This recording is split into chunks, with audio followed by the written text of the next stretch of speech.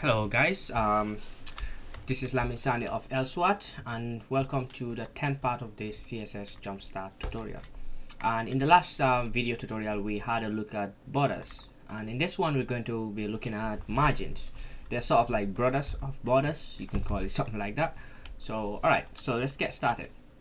Okay, so the first thing we're going to do is we're going to set individual borders. I'll show you what that means. Sorry, individual margins. I'll show you what that means in a moment.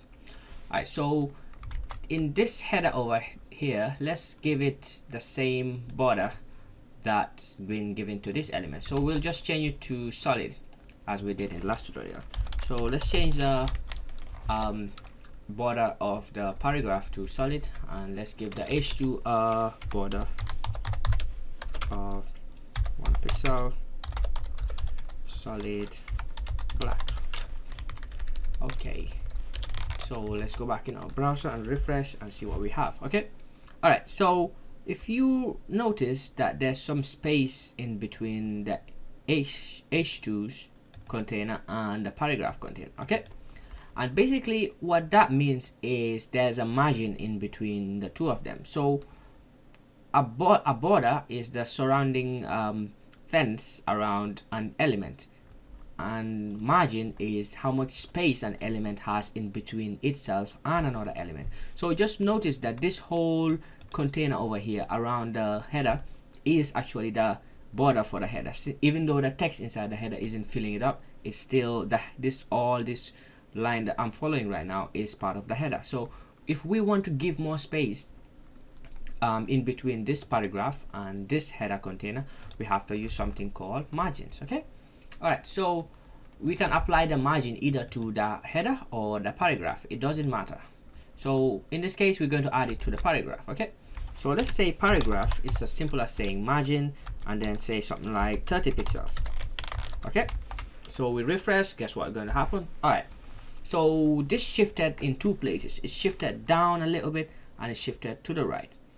So basically the reason it's shifted to the right as well is because if you say something like margin and you didn't put a prefix there and you just give it a value, it applies a margin all around the elements. Let me just show you what that means basically. Alright, so we hover over this element over here and let's go to layout, and if you notice this element has a margin. So this yellow container that you're seeing over here, if I hover over this, it's what's the margin. All right, so get that. Okay, so basically we are setting margin all around the element. So what if we wanted to just set the margin to, let's say, the left instead of everywhere? So the way we do that is margin has two properties. It can margin has four properties that it can take. It can be either margin left, margin right, margin bottom, margin top. So let's say margin left. In this case we only want to apply this 30 pixels to, actually let's change it to 50 so we can see the effect. So what should we expect to happen? This should move to the right a little bit, and that's it. So yeah, it did move to the right and that was it. So let me just show you exactly what just happened. So if you remember last time when I hovered over here, the margin was all around, but in this case it should only be to the left. Okay, so the margin of 50 pixels was only applied to the left of the paragraph. But you might be wondering, hey, you did say it's only going to be to the left, but I'm seeing some margin to the top and the bottom.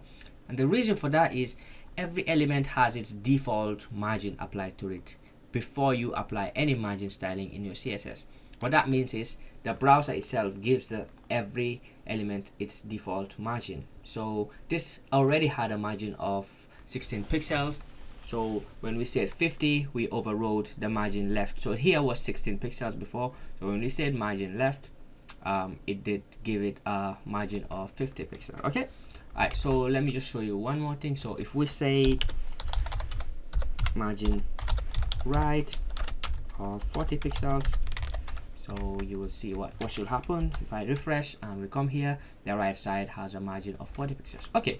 All right. So we did see how to select margins of this type. We say we just specify a margin and it gives it the margin all around the elements, top, right, bottom and left. And we did see margin of this type where we select individual margins, that is either left, right, bottom or top. And there's one type of margin selector which actually you can set all 4 in one time. Okay, so we can say margin, but instead of just saying 50, we can say 50, 40 pixels, 30 pixels, and 20 pixels. And basically what that does is this first margin that we've excuse me, that we've selected says put a top margin of 50 pixels and a right margin of 40 pixels and a bottom margin of 30 pixels and a left margin of 20 pixels. And you might be asking, why in those orders? If that's confusing you, well, I am sorry, but that's how the HTML vendors have specified it. Okay, so let's go back in our browser and you'll see what's happening. All right, so if we inspect this element over here and we come to the layout inspector, you will notice that what we laid out in our CSS style has been applied to that element. So that element has a top margin of 50 pixels and a right of 40 pixels, bottom of 30 pixels, and a left of 20 pixels. Okay, so there's just one last margin that I want to show you, one type, and that is the double margin selector. All right, so we have 50 pixels here, and next let's say we have 20 pixels.